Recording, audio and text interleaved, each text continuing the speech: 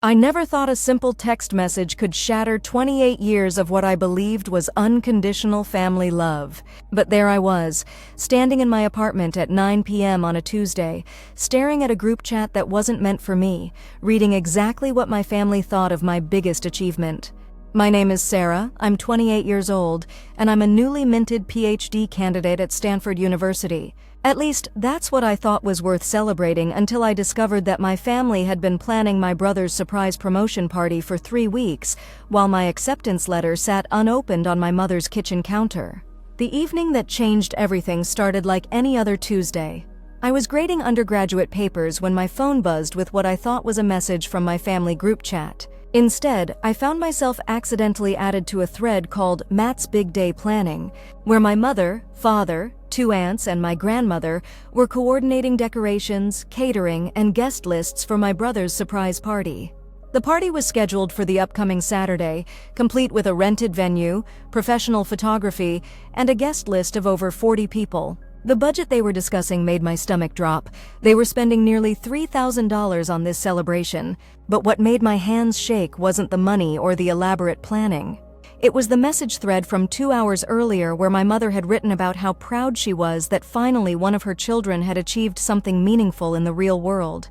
She mentioned how Matt's promotion to senior marketing manager at his tech company represented genuine success, unlike my academic pursuits, which she described as an extended adolescence that would never translate to real-world value.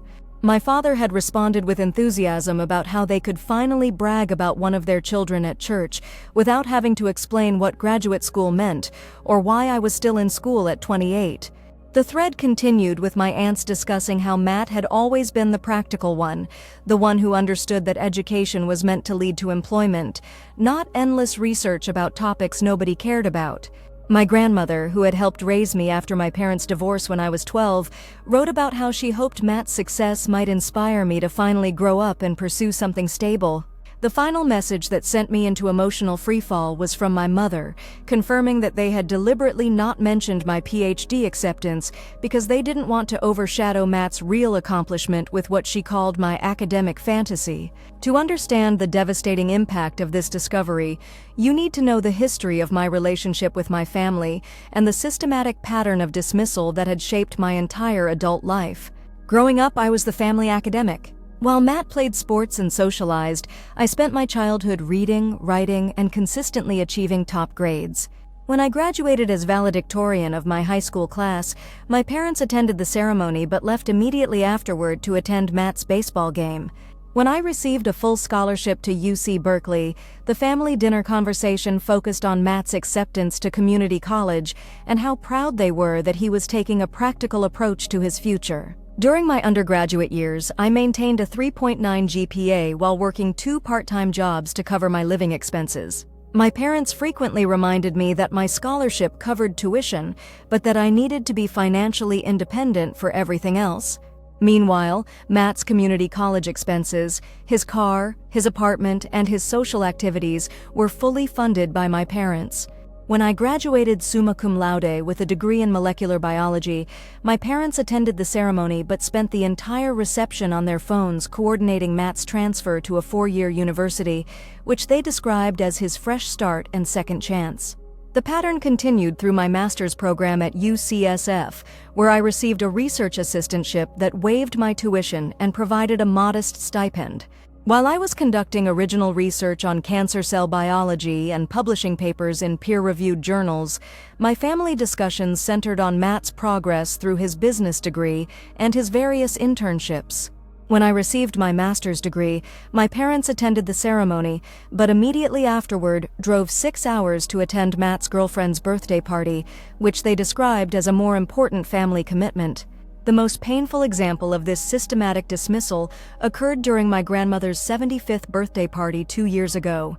The family had gathered at my parents' house, and as usual, the conversation focused on Matt's recent job interviews and his promising prospects in the tech industry.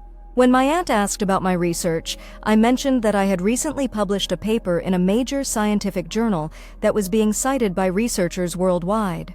My mother immediately redirected the conversation to Matt's interview with a startup company, explaining that real-world business experience was more valuable than academic publishing.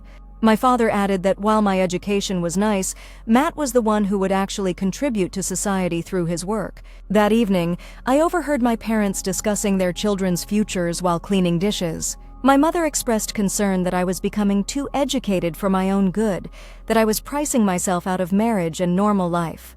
My father agreed, saying that while intelligence was admirable, Matt's emotional intelligence and practical skills would serve him better in the real world. They concluded that Matt was the child they could count on for grandchildren, financial stability, and normal family milestones, while I was the family experiment that had gone too far. The financial disparity in their support became particularly stark when I applied for PhD programs. Despite having received acceptances to 7 top-tier universities, my parents made it clear that I was entirely on my own financially. They explained that they had already invested enough in my education, and that continuing to support my academic pursuits would be enabling my avoidance of real-world responsibility. During this same period, they purchased Matt a new car and provided him with a down payment for his first apartment, explaining that these investments were practical support for his launching career. When I received my acceptance letter to Stanford's PhD program with full funding, a research assistantship, and a guaranteed position in a lab conducting groundbreaking research, I called my mother immediately. Her response was lukewarm congratulations, followed by concern about how much longer I planned to stay in school. She mentioned that Matt was interviewing for positions that would start his real career and asked if I had considered that my continued education might be holding me back from finding a husband and starting a family. When I explained that the PhD program was fully funded and that I would be conducting research that could contribute to cancer treatment development, she responded that it was nice but that Matt's career path was more relatable and understandable. The day I received my acceptance letter, I drove to my parents' house to share the news in person. I found my mother in the kitchen, and I handed her the letter with trembling hands. She read it quickly, set it on the counter, and immediately began discussing Matt's upcoming interview with a major tech company. When I asked if she had any questions about the program or my research, she replied that she was sure it was very impressive, but that she didn't really understand academic things.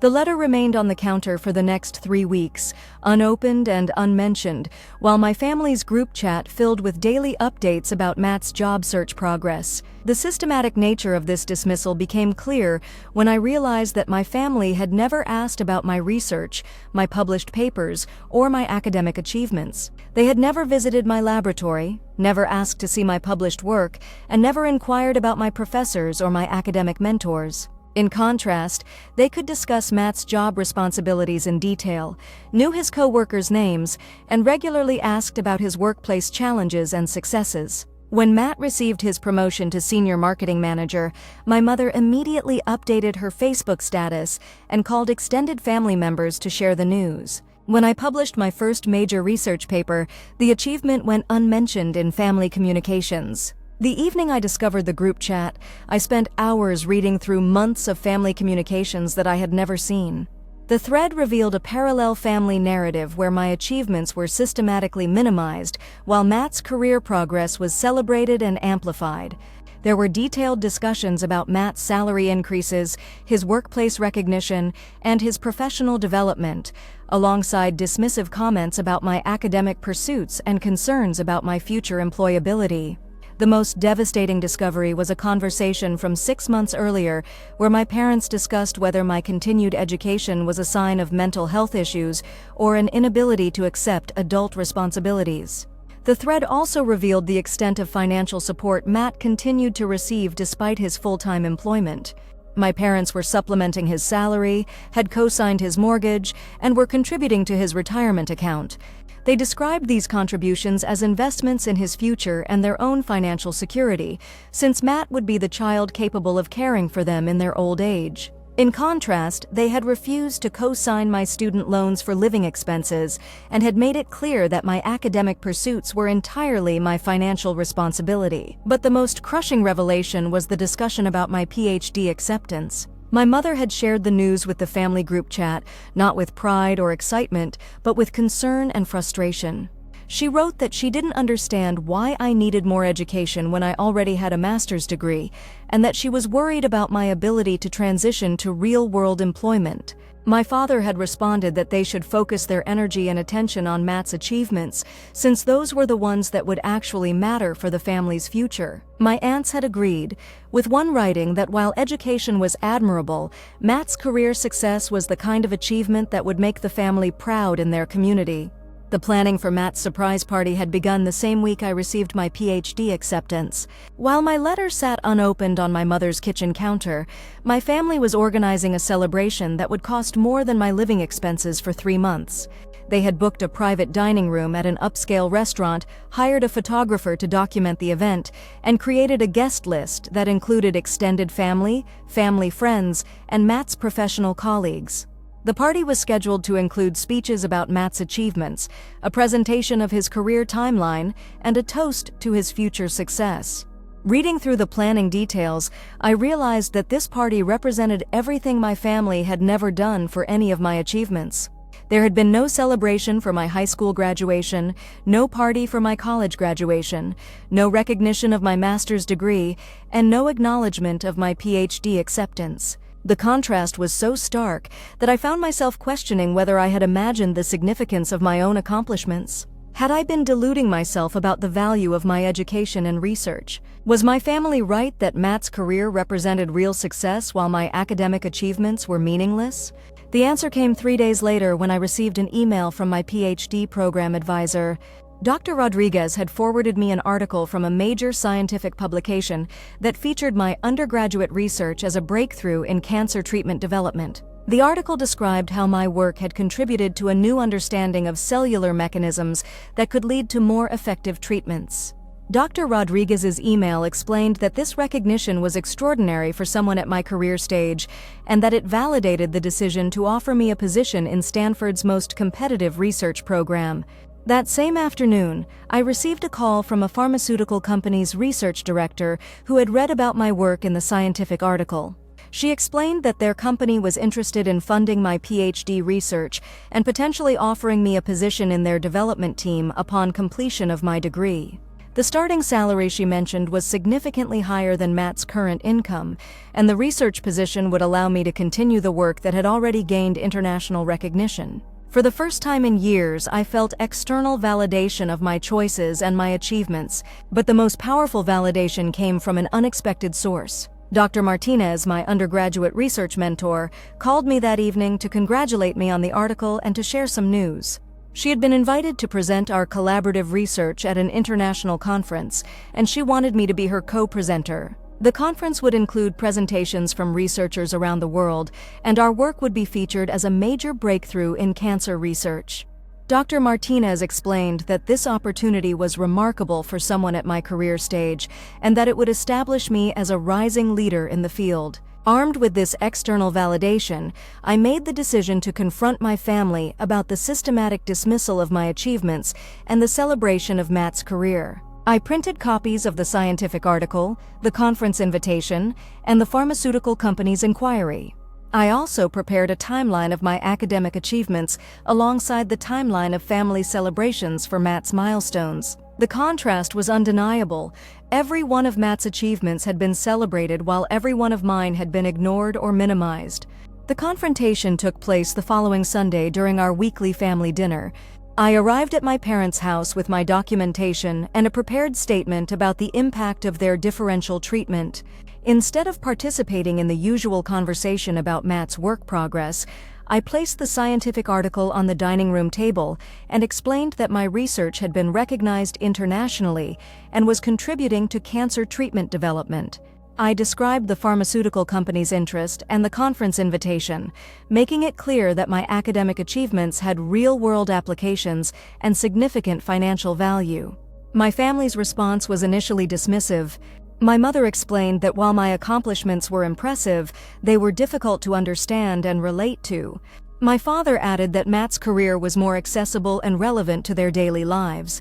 When I pointed out that my work was literally saving lives while Matt's marketing campaigns were selling software, my mother accused me of being arrogant and competitive. She said that my need to compare my achievements to Matt's revealed an unhealthy sibling rivalry that I needed to address. The turning point came when I shared the details of the group chat I had accidentally accessed.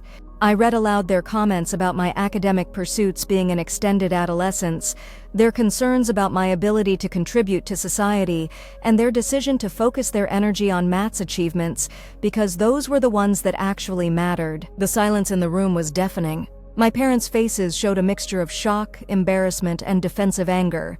Matt, who had been quiet throughout the conversation, finally spoke up to ask why I had been reading private family communications.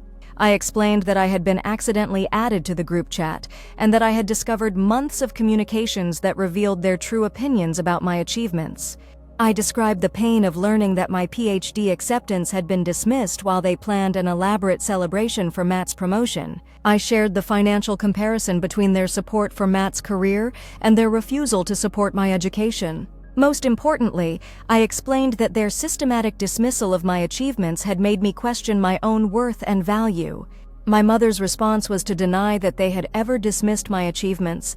She claimed that they had always been proud of my education, but that they didn't know how to celebrate academic accomplishments. My father supported her explanation, adding that they had never meant to make me feel undervalued.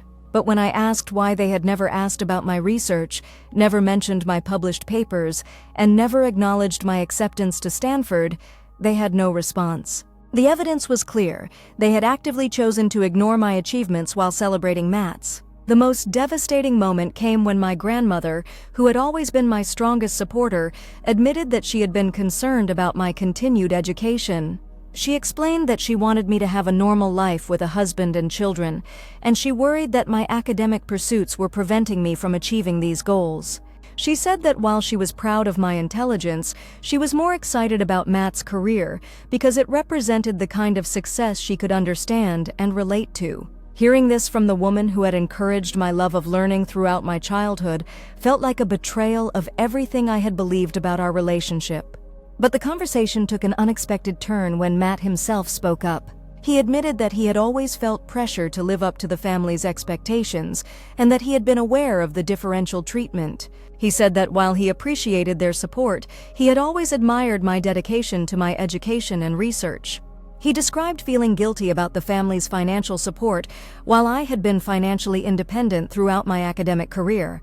Most surprisingly, he said that he had been following my research and was proud of my achievements, even though he had never felt comfortable expressing this in front of our parents. Matt's honesty opened the door for a more genuine conversation about family dynamics and expectations. He revealed that he had often felt like his achievements were being amplified to compensate for what our parents saw as my impractical choices. He described feeling pressure to be the successful child while I was cast as the problematic one. He admitted that he had been uncomfortable with the surprise party planning, particularly when he learned that they had ignored my PhD acceptance while organizing his celebration. The conversation that followed was the most honest our family had ever had about achievement, success, and support. I explained that my research was not just academic self-indulgence, but was contributing to medical breakthroughs that could save lives. I described the financial opportunities available to me through my education and the career path that would allow me to make significant contributions to society. I also shared the emotional impact of their systematic dismissal and the way it had affected my self-worth and confidence. My parents' response was a mixture of defensiveness and gradual acknowledgement. They admitted that they had not understood the significance of my achievements and that they had been more comfortable celebrating Matt's career because it was familiar and relatable. They acknowledged that their financial support had been unequal and that they had not given adequate attention to my accomplishments. However, they also expressed frustration that I had not communicated my feelings earlier and that I had accessed private family communications. The resolution of this confrontation was not immediate or complete. My parents agreed to cancel Matt's surprise party and instead host a family celebration that would acknowledge both of our achievements. They committed to learning more about my research and to asking questions about my academic work. They also agreed to more equitable financial support, offering to help with my living expenses during my PhD program as they had helped with Matt's career expenses. But the most important outcome was the establishment of clear boundaries around respect and recognition. I explained that I would no longer tolerate dismissive comments about my academic pursuits or comparisons that minimized my achievements. I made it clear that my continued relationship with the family would depend on their willingness to acknowledge and celebrate my accomplishments as enthusiastically as they celebrated Matt's. I also established that their financial support, while appreciated, was not a substitute for emotional support and recognition. The therapeutic insights I gained from this experience were profound. Through counseling, I learned that family dynamics often cast children into specific roles that serve the family's emotional needs rather than the individual's growth. I had been cast as the problematic child whose achievements were minimized to maintain Matt's position as the successful one. This dynamic had served my parents' need to have one child who met their expectations while allowing them to dismiss the other's unconventional choices. I also learned that external validation, while meaningful, could not substitute for internal self-worth. My family's dismissal of my achievements had made me question my own value, but the recognition from the scientific community reminded me that worth is not determined by family approval. The pharmaceutical company's interest and the conference invitation were proof that my work had value independent of my family's recognition. The boundary-setting process was gradual and ongoing. I established that family gatherings would include equal discussion of both Matt's career and my research. I required that my parents ask questions about my work and show genuine interest in my achievements. I also made it clear that financial discussions would be transparent and equitable, with both children receiving comparable support for their career development. The most important boundary was around respect for my choices. I explained that my academic career was not a phase or a delay of adulthood, but a legitimate career path that contributed to society.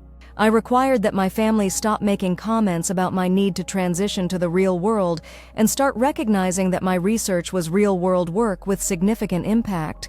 I also established that marriage and children were personal decisions that would not be influenced by family pressure or expectations. 6 months after this confrontation, my family dynamics had improved significantly. My parents had attended the international conference where I presented my research, and they had invited their friends to watch the live stream of my presentation. They had learned enough about my work to discuss it with their social circle and had begun to take pride in my academic achievements. They had also equalized their financial support, contributing to my living expenses during my PhD program, as they had contributed to Matt's career development. Matt and I had developed a closer relationship based on mutual respect and support. He had started asking about my research and sharing articles he found about cancer treatment development. He had also acknowledged the family's differential treatment and had advocated for more equitable recognition of my achievements. Most importantly, he had refused to allow the family to minimize my accomplishments while celebrating his own. The most powerful validation came when my research contributed to a breakthrough in cancer treatment that was featured in national news. The story described how my work had led to a new understanding of cellular mechanisms that could revolutionize cancer therapy. My parents watched the news coverage with pride and shared the story with their entire social network. For the first time in my life, I felt that my family truly understood and valued my contributions to society. But the most meaningful outcome was the transformation of my relationship with my grandmother. She had made the effort to learn about my research and had begun to understand that my academic achievements were not a rejection of traditional values, but a contribution to human knowledge and welfare. She had apologized for her earlier comments and had become one of my strongest supporters. She had also begun to question the family's traditional definitions of success and had started to celebrate unconventional achievements. The experience taught me that family relationships can be rebuilt on foundations of mutual respect and recognition, but only when all parties are willing to acknowledge past harm and commit to changed behavior. My parents' willingness to learn about my work, to celebrate my achievements, and to provide equitable support demonstrated their commitment to a healthier family dynamic.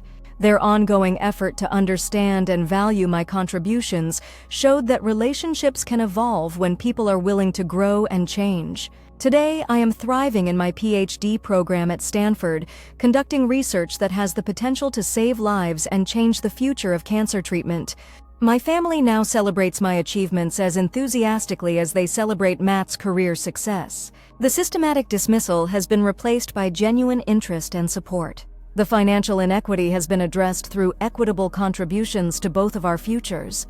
Most importantly, the emotional dynamics have shifted to recognize and value different types of achievement and contribution.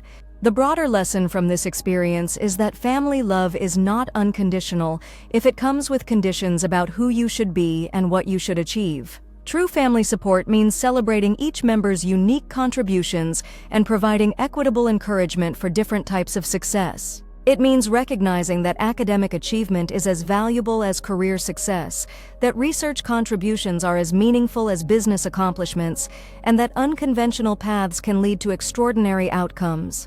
For those who have experienced similar family dynamics, I want you to know that your achievements have value independent of family recognition. Your worth is not determined by your family's ability to understand or appreciate your contributions. The validation you seek may come from professional recognition, peer acknowledgement, or societal impact, and this validation is just as meaningful as family approval. The process of setting boundaries with family members who dismiss your achievements is challenging but essential. It requires clear communication about your expectations, consistent enforcement of your standards, and willingness to limit contact if necessary. It also requires building a support network of people who understand and value your contributions, whether that's through professional relationships, mentorship, or chosen family. Most importantly, it requires developing internal self-worth that is not dependent on external validation. While recognition from family, peers, and society is meaningful, your value as a person is intrinsic and cannot be diminished by others' inability to see or appreciate your contributions. The work you do, the knowledge you create, and the impact you have on the world are valuable regardless of who acknowledges them.